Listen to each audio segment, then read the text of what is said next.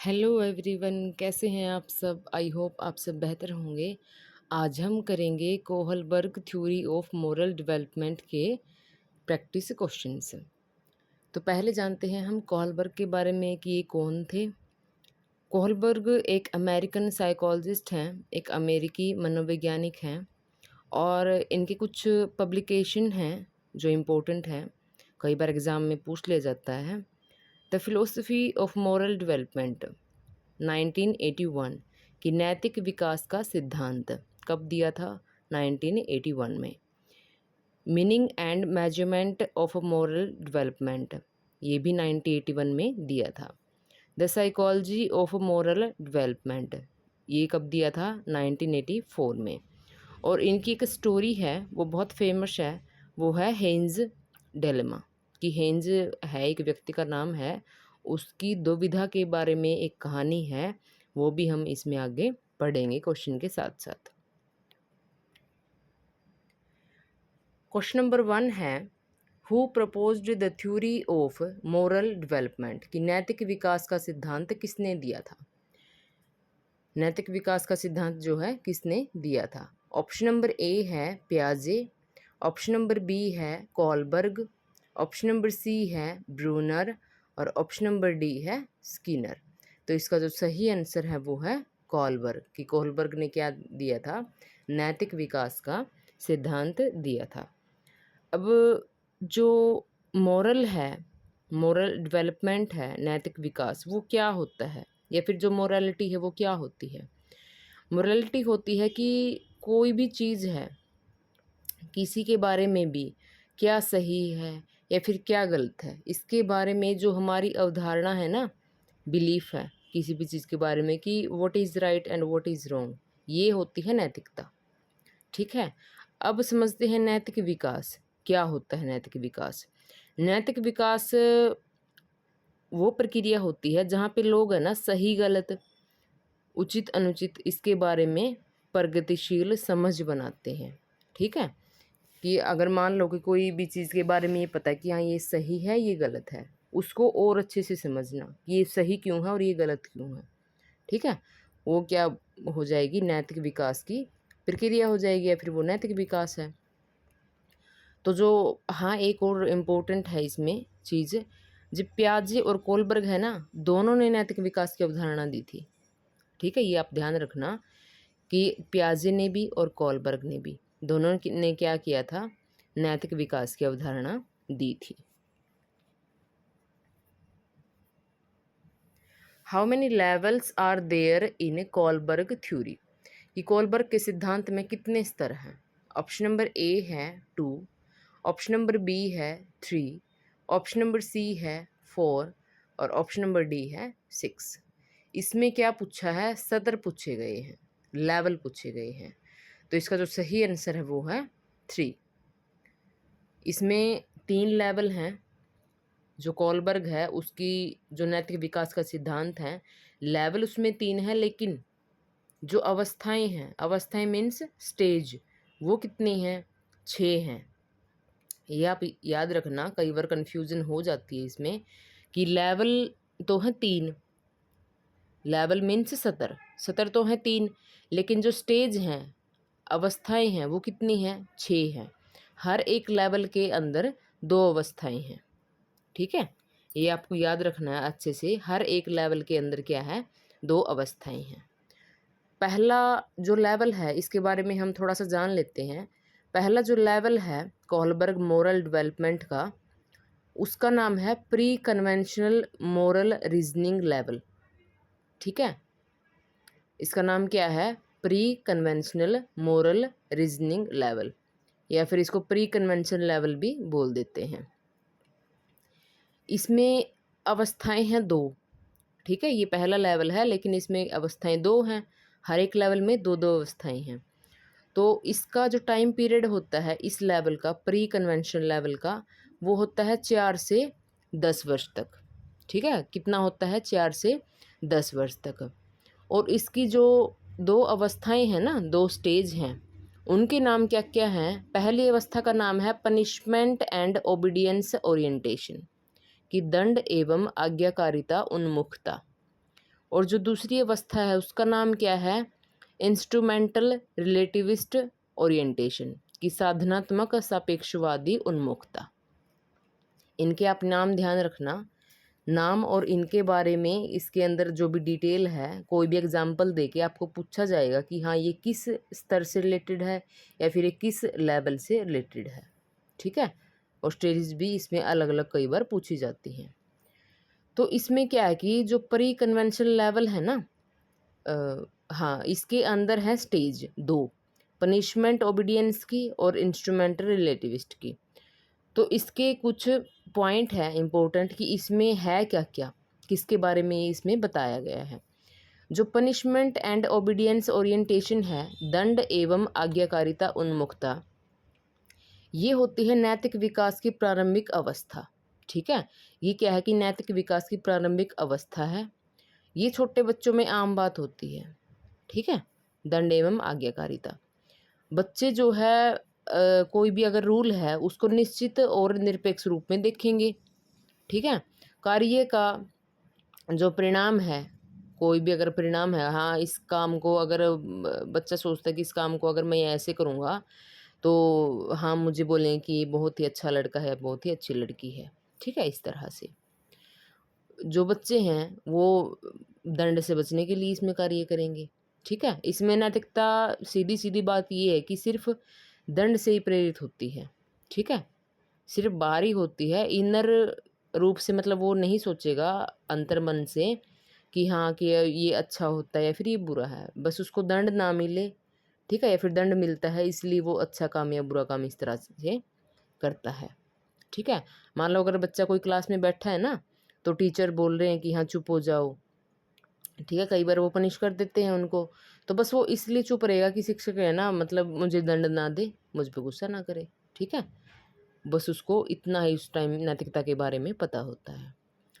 दूसरी जो अवस्था है, इंस्ट्रूमेंटल रिलेटिविस्ट ओरिएंटेशन, यांत्रिक सापेक्षिक उन्मुखता। इसमें जो बच्चा क्या है कि वो उस कार्य को अच्छा मानेगा जिससे उसको खुद को लाभ हो, पर्सनल बेनिफिट देखेगा वो अपना। ठीक है, पर्सनल बेनिफिट देखेगा। और नैतिक विकास का जो ये सत्र है ना, इसमें क्या है कि व्यक्तिगत दृष्टिकोण ही ध्यान में रखेंगे वो बच्चे।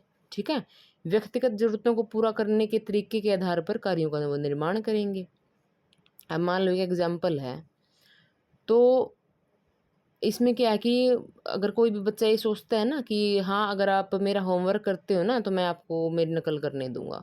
ठीक है, अगर कोई भी उसका दोस्त है वो उससे डील कर देता है।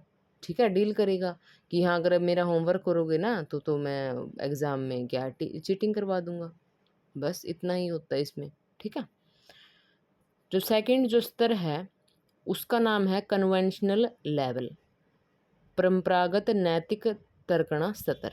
ठीक है, इसका टाइम पीरियड क्या होता है, 10 से 13 वर्ष तक।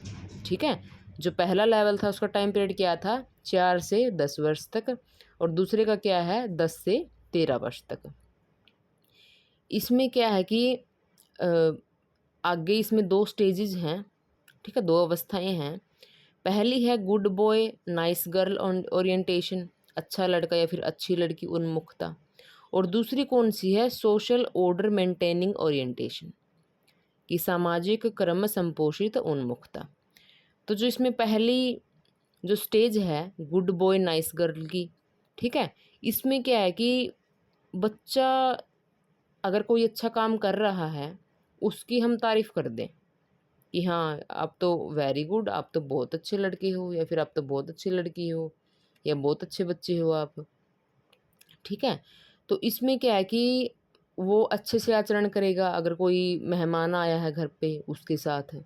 ठीक है, तो वो सिर्फ अच्छा बनने की कोशिश करता है। ठीक है, अगर कक्षा में वो क्या है कि अगर मान लो अगर उसको टीचर ने खड़ा किया है, ठीक है, बच्चे बोल रहे थे टीचर कहीं बाहर चला गया 2 मिनट के लिए, वो क्या करेगा, कई बच्चों के वैसे ही नाम लिख देगा कई बार।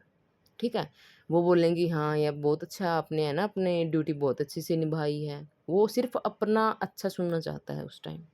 ठीक है, कि गुड बॉय नाइस गर्ल, इसमें दूसरे वाले मतलब जो बच्चे हैं उनको शिकायत भी कर देता है। ठीक है, तो जो नेक्स्ट स्टेज है वो है सोशल ऑर्डर मेंटेनिंग ओरिएंटेशन, सामाजिक क्रम संपोषित उन्मुखता। अब इसमें क्या है, इसमें है कि निर्णय लेते हुए अगर कोई भी वो डिसीजन ले रहा है तो वो समग्र रूप से समाज के ऊपर विचार करना, ठीक है। कानून व्यवस्था है उनको बनाए रखना, नियम जो भी रूल बनाए गए हैं उनका पालन करना, ठीक है। और अधिकार जो अपना जो कर्तव्य है वो और अधिकार है उसका सम्मान करने पर इसमें ध्यान दिया जाता है ज़्यादातर। तो इसमें क्या है कि इसमें वो थोड़ा-सा समाज के बारे में सोचने लग जाता है कि हाँ, ये रूल बनाए गए हैं और इनका क्या है कि पालन करना, इनको फ़ॉलो करना ज़रूरी है, ठीक है। अब क्या सोचता है वो बच्चा, वो सोचता है कि जब क्लास चल रही होती है तो वो उसके अंदर बैठेगा, ठीक है। वो बाहर नहीं जाएगा, वो सोचेगा कि नहीं, ये रूल के खिलाफ़ है, ठीक है। ये रूल के खिलाफ़ है क्योंकि स्कूल ने ऐसे नियम बना रखे हैं, जब क्लास होगी तो सभी स्टूडेंट्स को उसको अटेंड करना पड़ेगा, ठीक है। वो इस तरीके से रूल्स के बारे में सोचता है। अगला जो सत्र है तीसरा, उसका नाम है पोस्ट कन्वेंशनल लेवल, हिंदी में है उत्तर परंपरागत नैतिक तर्कण। अब इसमें क्या है, इसमें होता है कि प्रौढ़ावस्था में आ जाता है, मतलब यंग अडल्टहुड में जो बच्चा है, ठीक है, यंग हो जाएगा क्योंकि जो दूसरा लेवल है ना इसमें 10 से 13 वर्ष की है अवधि, टाइम पीरियड जो है, अब ये 13 वर्ष से ऊपर आ जाता है इसमें बच्चा, ठीक है।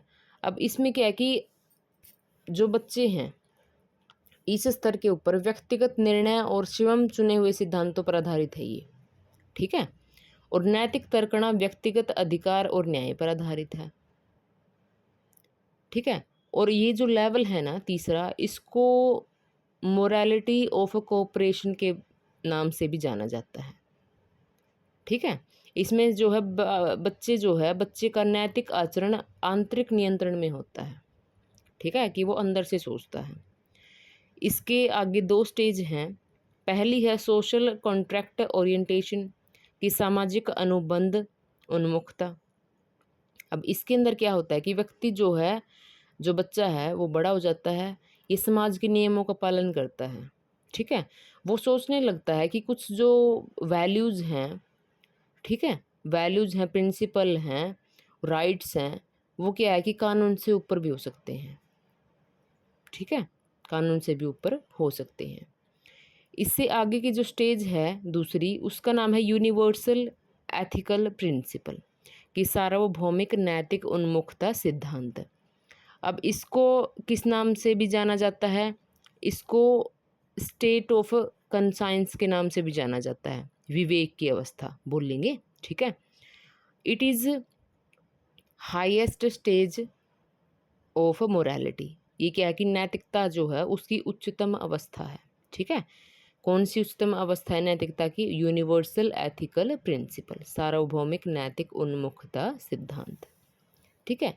तो ये थे जो कोलबर्ग हैं उसके सत्र 3, और उनकी जो आगे स्टेज हैं 2-2, 6 स्टेज हैं और 3 सत्र हैं, ठीक है।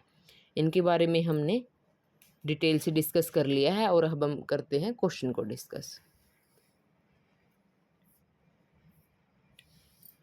How many stages are there in Kohlberg theory, कि कोलबर्ग के सिद्धांत में कुल कितने चरण हैं, ठीक है। अब इसमें क्या पूछा है, स्टेज पूछा है, ठीक है। इससे पहले के क्वेश्चन में क्या पूछा था, लेवल पूछा था। लेवल 3 है और स्टेज कितनी है, 6 हैं। अभी हमने पढ़ा ना कि स्टेज कितनी है, 6 हैं, और लेवल कितने हैं, 3 हैं। तो इसका जो सही आंसर है वो है option number C, 6। Which is the first level, कि पहला स्तर कौन सा है। ऑप्शन नंबर ए है कन्वेंशनल, ऑप्शन नंबर बी है post conventional, option number C है परी कन्वेंशनल, और ऑप्शन नंबर डी है मोरल लेवल। तो इसका जो सही आंसर है वो है ऑप्शन नंबर सी, परी कन्वेंशनल, कि पहला स्तर के बारे में पूछा है कि इसका क्या नाम है।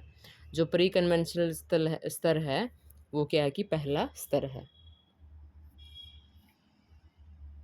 क्वेश्चन नंबर 5 है स्टेज 1 इज नॉन एज, कि चरण जो 1 है उसको क्या कहा जाता है? ऑप्शन नंबर ए है good boy orientation, option number B है punishment and obedience orientation, option number C है सोशल कॉन्ट्रैक्ट और ऑप्शन नंबर डी है यूनिवर्सल एथिक्स। तो इसका जो सही आंसर है वो है option number B, punishment and obedience orientation. ठीक है, चरण एक का क्या नाम है? Punishment and obedience orientation.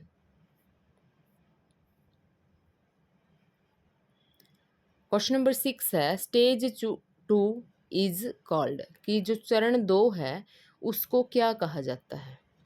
Option number A है individualism and exchange, option number B है law and order, option number C है यूनिवर्सल एथिक्स और ऑप्शन नंबर डी है ओबीडियंस। तो इसका जो सही आंसर है वो है ऑप्शन नंबर ए। ठीक है, कि चरण 2 है उसका नाम क्या है? इसमें क्या है कि व्यक्ति अपने लाभ और पारस्परिक आदान प्रदान के आधार पर क्या है निर्णय करते हैं। क्वेश्चन नंबर 7 है stage 3 belongs to which level, कि चरण 3 किस स्तर का भाग है? ऑप्शन नंबर ए है pre conventional, option number B है कन्वेंशनल, ऑप्शन नंबर सी है पोस्ट कन्वेंशनल और ऑप्शन नंबर डी है नन। तो इसका जो सही आंसर है वो है ऑप्शन नंबर बी, कन्वेंशनल, कि जो चरण 3 है वो किस में आएगा? कन्वेंशनल में आएगा। क्वेश्चन नंबर 8 है स्टेज 3 इज ऑल्सो कॉल्ड, कि चरण 3 को क्या कहा जाता है? ऑप्शन नंबर ए है good boy good girl orientation, option number B है law and order, option number C है सोशल कॉन्ट्रैक्ट और ऑप्शन नंबर डी है पनिशमेंट। तो इसका जो सही आंसर है वो है option number A, good boy good girl orientation. चरण 3 का क्या नाम है? गुड बॉय या फिर नाइस गर्ल ओरिएंटेशन भी बोल सकते हैं इसको। क्वेश्चन नंबर 9 है स्टेज 4 इज नॉन एज, कि चरण 4 या फिर चरण 4 को क्या कहा जाता है? ऑप्शन नंबर ए है law and order orientation, option number B है इंडिविजुअलिज्म, ऑप्शन नंबर सी है यूनिवर्सल एथिक्स और ऑप्शन नंबर डी है ओबीडियंस। तो इसका जो सही आंसर है वो है option number A, law and order orientation.